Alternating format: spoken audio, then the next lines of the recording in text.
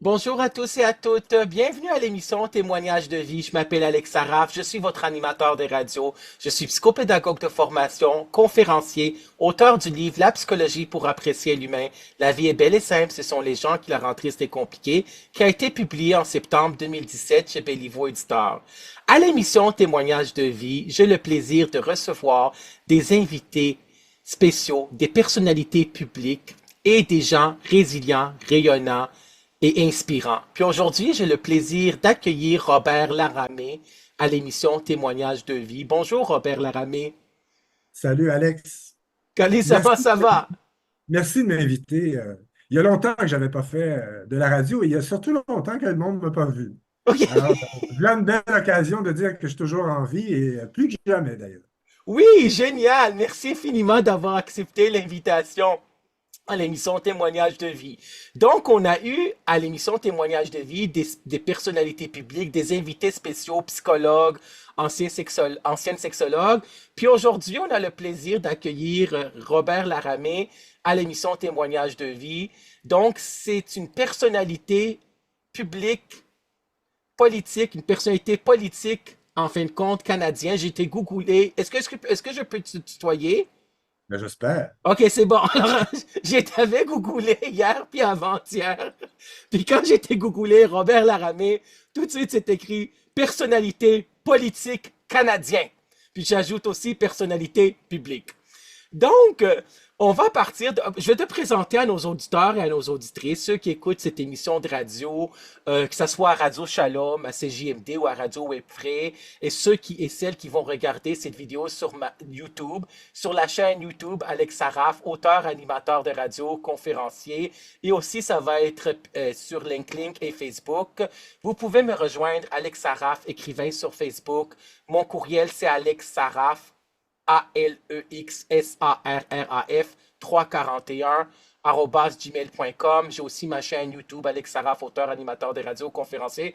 Je vous invite fortement, ceux qui écoutent cette émission de radio, de vous abonner à ma chaîne YouTube et vous pouvez me retrouver sur LinkedIn, Alex Saraf.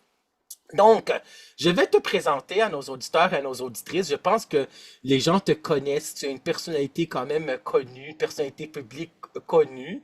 Tu es un homme politique. Tu as fait de la politique pendant 12 ans. Et tu avais été, ton CV est assez impressionnant, c'est génial. Qu'est-ce que tu as accompli dans ta vie, là, en fin de compte, c'est vraiment quelque chose, là. Donc, si je regarde ça, Non, mais c'est quelque chose comme bien des gens. oui, donc, Il y a des feuilles de route plus ennuyantes, mais il y a des oui. feuilles de route un peu dynamiques, disons. Mais premièrement, j'ai commencé en premier, excusez-moi, j'ai commencé par, en fin de compte, ta formation sur un baccalauréat en récréologie de l'Université du Québec à Trois-Rivières. Absolument, oui. Oui, et tu as fait d'autres formations aussi, n'est-ce pas? J'ai amorcé Oui. quand, à 25 ans, j'ai amorcé un certificat en gérontologie, mais je ne l'ai jamais terminé parce qu'on m'a donné un emploi Oui! rapidement dans un centre d'accueil comme animateur. Alors, je n'ai pas fini mon certificat en géronto. Mais Ok, c'est je la comprends. formation et j'ai eu une formation aussi en médias et en politique, bien évidemment. Mais en C'est une gérontologie, tu l'avais fait pour l'Université de Sherbrooke? de Montréal. À l'Université de Montréal en gérontologie, tu as commencé un certificat en gérontologie. Absolument, oui. Ah, Parce ben que oui! le domaine des personnes âgées est venu soudainement.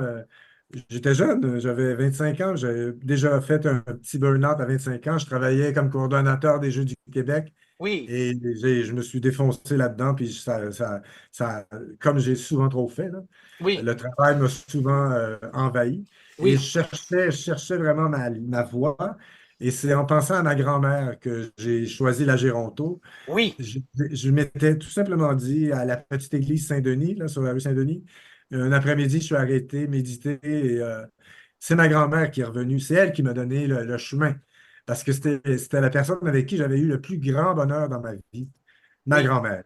Alors, c'est elle qui m'a dit, va-t'en, Géronto, c'est là qu'il faut que tu ailles. Alors, j'ai fait quand même un 21 ans dans le domaine avec les personnes âgées, là. C'est génial. Mais moi aussi, j'ai fait la moitié du certificat en gérontologie. Pour ceux qui ne savent pas c'est quoi la gérontologie, c'est une science sociale nouvelle qui étudie le vieillissement et qui dit que le vieillissement, c'est un processus de développement commun, que ça fait partie de la vie. Donc, la gérontologie a fait en sorte que on, on, on a brisé les préjugés, les stéréotypes concernant les personnes âgées, de l'agisme, hein, la discrimination envers les personnes âgées aussi, là, puis la discrimination par rapport à n'importe quel âge pour l'agisme. Là. Donc, la gérontologie est allée à l'encontre de l'agisme, la discrimination, entre autres par rapport aux personnes âgées. Donc, j'avais fait des cours d'introduction à la psychologie, physiologie du vieillissement, sociologie du vieillissement, psychologie du vieillissement, santé mentale et vieillissement, en tout cas. Mais c'est bon, j'ai été aussi bénévole dans une résidence pour personnes âgées en perte d'autonomie. Donc, je te Ouais. présente encore. Alors, euh, mon bac en récréo, oui, oui, mon idéal en faisant mon bac en récréo était d'être directeur du Centre culturel de Drummondville. Ça, oui, là, pour moi, là, c'était la fin du monde. oui, Je voulais être à la programmation, vivre dans ce monde artistique, culturel, les arts aussi, les arts visuels. Et ça, c'était mon modèle, le directeur du Centre culturel de Drummond à l'époque. oui, Et en récréo, j'étais tout seul oui. qui voulait faire ça, qui voulait s'en aller dans la voie culturelle. Parce qu'en récréo, on est formé pour être des gestionnaires d'équipements de loisirs. Tout le monde va travailler dans les villes, au service des loisirs des villes, ou dans les bases de plein air. Moi, j'ai été dans la période des bases de plein air très populaire. Mais moi, le marginal, je voulais aller en culture. Alors, mon directeur de module a réussi à me transférer à l'UQAM pour finir mon bac en production culturelle et de spectacle. Mais Ah, c'est bien. je ne l'ai jamais fait. Mais imagine-toi donc que j'ai eu une opportunité d'aller travailler pendant 9 ans à la Place des Arts. J'ai été barman et j'ai été assistant gérant des bars pendant 9 ans à la Place des Arts. Donc, ça m'a amené quand même à Oui, vivre dans l'enceinte même, hein, de ce qui est oui, l'expression de la vie culturelle québécoise, la Place des Arts. Quel rêve j'ai vécu. oui. J'aurais pu garder cet emploi-là, mais quand, après ça, la politique est venue me chercher par en arrière, j'ai laissé tomber, j'ai laissé ma place à d'autres. Tu sais.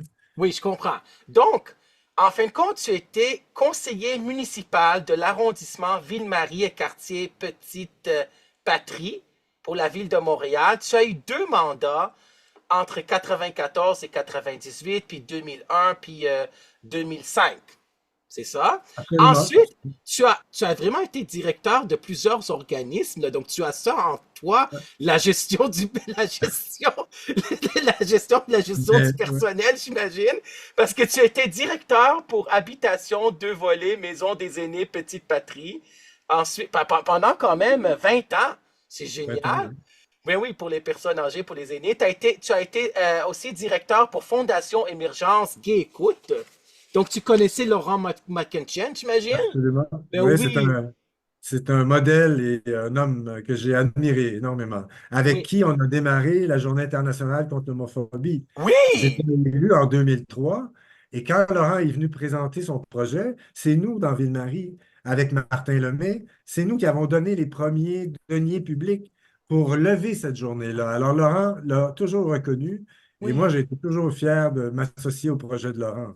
Oui, Laurent McKinchen, ben oui, c'était la journée de l'homophobie, puis de la transformer le 17 mai à chaque année. Puis on avait aussi Denis Martin Chabot, qui était à l'émission Témoignage de vie, qui a écrit une biographie en tant que journaliste sur la vie de Laurent McKinchen. Tu as été aussi consultant pour la Chambre de commerce LGBT du Québec. Et ensuite, encore directeur général, Société de développement commercial des quartiers Du du... canal, Du quoi? du canal La Chine. Du canal à Chine, c'est ça, du canal à Chine. Du canal à Chine. C'est un Ah, territoire, ben c'est oui, trois, c'est Griffintown, Petite-Bourgogne et Saint-Henri. oui. Ensuite, tu étais conseil consultant, développement des affaires et des organisations. Et présentement, tu es allé vers la santé mentale. Tu es intervenant accompagnateur en santé mentale pour l'Institut Douglas et sa résidence Le Boulevard. Donc, tu as fait, en fin de compte, une réorientation de carrière, si je me permets de le dire, parce que tu es allé, d'une certaine façon, tu es allé plus vers la santé mentale. Oui, Ben, tout l'humain, oui, hein, tout l'humain, oui. moi, l'humain m'intéresse avant tout. Oui, c'est sûr. Quand j'ai été, pendant 20 ans, bien évidemment que l'humain a pris toute sa place et tout son sens avec les personnes âgées en perte d'autonomie. Oui, J'ai aussi ouvert une maison santé mentale pendant ces 20 années-là. oui, Pendant 10 ans, j'avais 60 studios qui étaient réservés aux femmes qui avaient fait le chaînon pendant 6 mois. Tu sais, les ressources intermédiaires oui, qui oui, durent oui, 3 mois ou 6 mois. Alors, nous, on accueillait ces gens-là dans un logement permanent par la suite. Donc, pendant mes 20 ans, il y a un 10 ans là-dedans où j'ai eu aussi une ressource en santé mentale. Donc, l'humain est au cœur de ce que j'ai fait depuis 40 ans finalement. oui, Euh, S'il n'y a pas l'humain, s'il n'y a pas cette raison d'être le matin pour me lever, pour travailler, il n'y a pas raison de vivre finalement. C'est ça qui est oui, ma motivation première. La même chose au niveau du développement économique ou du développement des affaires. oui, C'est l'humain, c'est la personne qui est propriétaire d'un commerce ou c'est le président d'une compagnie. C'est ça qui m'intéresse, moi. C'est de travailler pour des gens. Tu sais, c'est ça qui oui, m'a motivé toute ma vie. Alors que là, présentement, je revienne à la santé plus pure et pure, en santé oui, mentale, c'est un cercle tout à fait normal. J'étais donateur de la Fondation Douglas par, par raison personnelle, je donne à la Fondation et par pur hasard, je deviens intervenant. Donc, c'est un beau cadeau de la vie présentement. oui, vraiment. Mais c'est quoi le nom de la maison d'hébergement que tu avais pendant plusieurs années? C'était quoi? C'était on avait la Maison des aînés La mais... 1, OK, oui, la Maison des aînés 2, c'était oui. celle-là. C'était OK, la Maison des c'était... aînés 2. OK, je Et comprends. après, on a ouvert la Maison Saint-Étienne.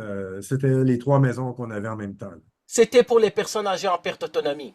Sauf la Maison des aînés 2 qui était pour les femmes de 50 à 70 ans à peu près, là, OK, c'est bon, je avec une comprends. problématique de santé mentale. Oui. Est-ce que tu voulais toujours aller en politique depuis ton Moi, j'ai adolescence? pas. Non, Non? non. Non? J'étais politisé quand même. Oui, J'étais dans les jeunes au comité exécutif des jeunes du Parti québécois, du comté de Johnson à l'époque. Toute ma famille était libérale. oui, Mon père, mes oncles étaient des organisateurs libéraux. Et moi, j'arrive, le petit jeune à 16 ans, puis je dis, moi, je veux un petit camp politique au Parti québécois. oui, Mon père m'a défendu tellement de fois là, auprès de mes oncles. Mes oncles disaient, donne-y pas d'argent pour qu'il aille au Congrès, donne-y pas d'argent pour qu'il paye l'essence pour aller à telle réunion à Richemont. Mais mon père disait, l'important, c'est qu'il en fasse de la politique. Puis oui, si mon gars veut en faire, je vais l'aider. Alors, oui, mon bien père était sûr. fédéraliste, fédéraliste comme ça se peut pas.